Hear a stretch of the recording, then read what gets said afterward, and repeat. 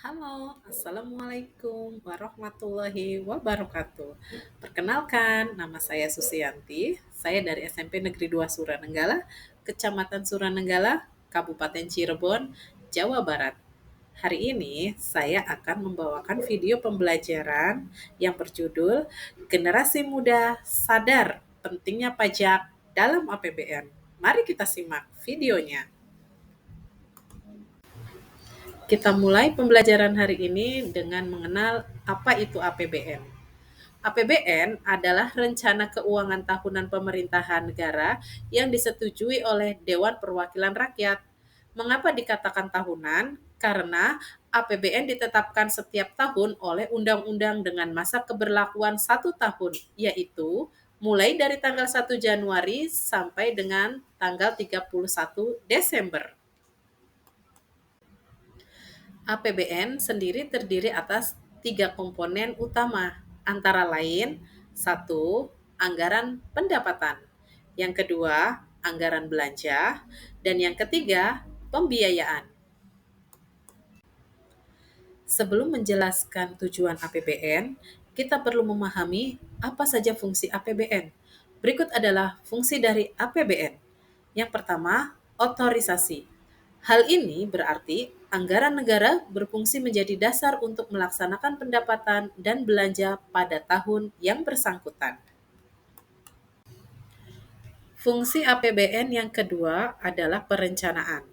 Artinya, suatu anggaran negara berperan menjadi pedoman bagi manajemen dalam merencanakan kegiatan pada tahun yang bersangkutan. Fungsi yang ketiga adalah pengawasan, yang berarti bahwa APBN berfungsi untuk menilai apakah kegiatan penyelenggaraan pemerintahan negara sesuai dengan ketentuan yang telah ditetapkan. Fungsi APBN yang keempat adalah alokasi. Fungsi alokasi APBN adalah anggaran negara harus diarahkan untuk mengurangi pengangguran dan pemborosan sumber daya, serta meningkatkan efisiensi dan efektivitas perekonomian. Fungsi yang kelima APBN adalah fungsi distribusi. Fungsi distribusi APBN artinya kebijakan anggaran negara harus memperhatikan rasa keadilan dan kepatutan. Fungsi yang keenam adalah stabilisasi. Fungsi stabilisasi mengandung arti bahwa anggaran pemerintah menjadi alat untuk memelihara dan mengupayakan keseimbangan fundamental perekonomian. Lalu, apa tujuan APBN? Tujuan APBN adalah untuk mengatur pendapatan dan pengeluaran negara agar peningkatan produksi, kesempatan kerja, serta pertumbuhan ekonomi dapat tercapai, sehingga kesejahteraan masyarakat dapat terwujudkan.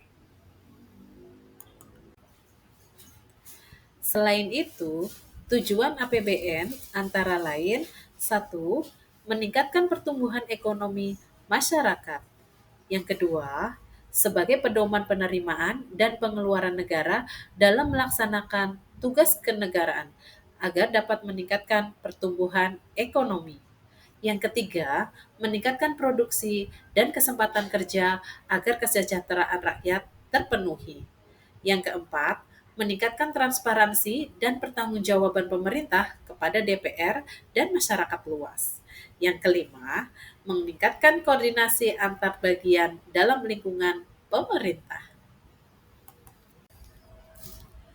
Tujuan APBN yang keenam adalah untuk membantu pemerintah mencapai tujuan fiskal dalam mengatasi inflasi.